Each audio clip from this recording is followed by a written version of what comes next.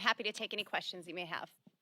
Please state your name and the media organization you're with before asking your question. Congresswoman, I'm David Spun at Fox News. Thank you. Taking the board out of the mix, because I know you don't like the board, you want to defund the board, do you believe that there is a disinformation problem in the United States? Do you believe disinformation in general is a problem? And if you say yes, what methods do you have to help combat it? What do you suggest if you want to get rid of it? I do believe that we have a disinformation problem in America, and it starts with our government. The government pushes disinformation on the American people to control what the American people are doing, to lock down our schools, to keep our children out of our schools, to shut down small businesses and not allow them to freely operate. We heard Whip Scalise talk about CDC changing their science, their scientific data to match what lobbyists want it to match, what the unions want it to say. So there is a problem with disinformation, but it's the American people who give government that power, right?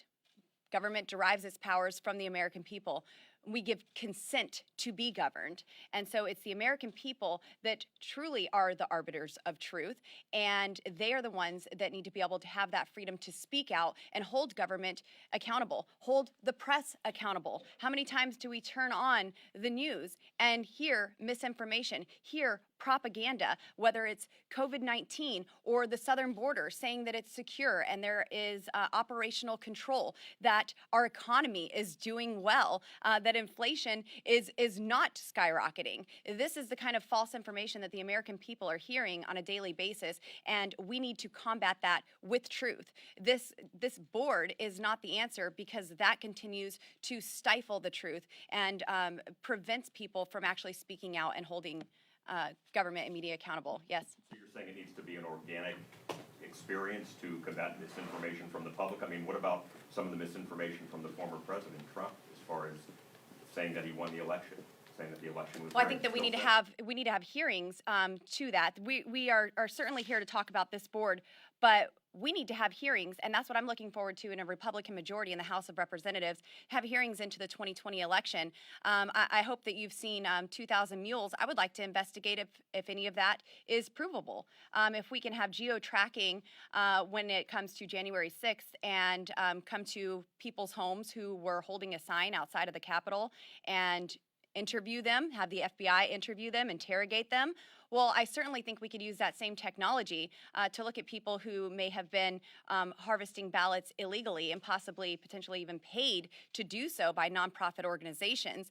So we need to have real hearings into that. That is the role. That is our check as the legislative branch, to have those hearings, to have those investigations. And unfortunately, in Pelosi's majority, we aren't able to have those real hearings and bring forth the witnesses that we would like to interview on so many different subjects. We want to hear about the origins of COVID-19 and the southern border and what's happening with that. And I think we all want Secretary Mayorkas back in here to talk about Nina Jankowicz and her role as the executive director of the Disinformation Governance Board.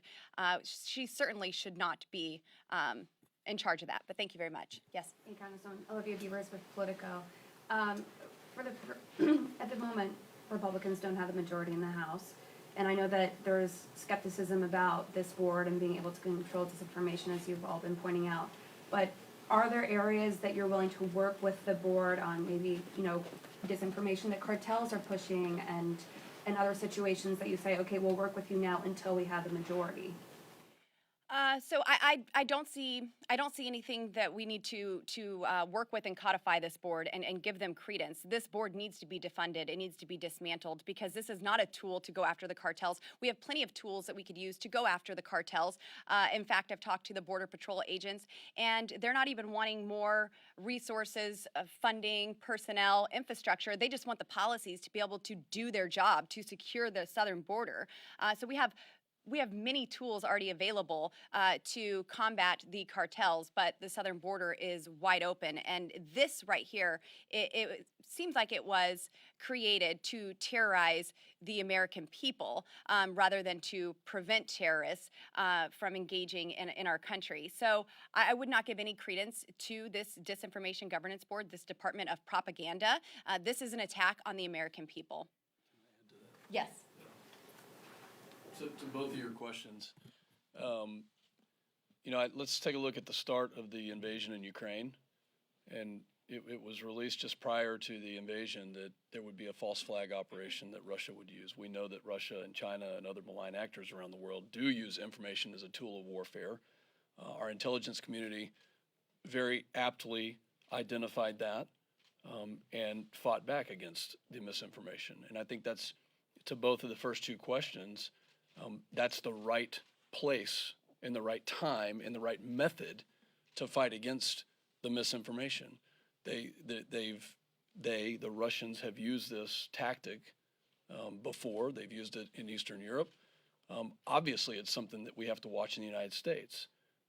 When it comes to a tool warfare, I think we're seeing the right way to fight back against it, but not to turn it into a use for domestic purposes, and especially not to get to this point so quickly without having gone through any committees or any debate, and to bring it up as something that's going to be policy without having the American public weigh in on it. This is the foul that continues to be committed time and time again. Okay, we'll take one more. Yeah, Joe Clark from the Washington Times. Really appreciate your time. Last week in testimony before the Senate, Secretary Mayorkas was trying to explain further what the intent behind the board was, and he said, quote, the intent of the board is to gather together best practices in addressing the threat of disinformation from foreign state adversaries, the cartels, and disseminate those best practices to the operators that have been executing and addressing this threat for years. So is your concern with the board, or is it with the operators that have been operating for years? And what would your bill do to address that? Lastly, who are these operators? My bill simply defunds this board, and it prevents the federal government from using tax dollars to form any similar boards in the future. So I mean, I think that that's pretty plain and simple. Does that remove oversight from the operators that have been, quote, executing and addressing this threat for years? DHS has plenty of ways to combat these bad actors, to have oversight over them. This board won't be used for that. This is for the American people and to combat disinformation. If you look at Nina Jankowicz and the positions that she has taken on free speech, on the American citizen, it is not an accident that she was named the executive director of this board. Her vendetta is against the American people and free speech, and that's why this board needs to be defunded and no other board created. Anyone else? Thank you very much. I appreciate your time.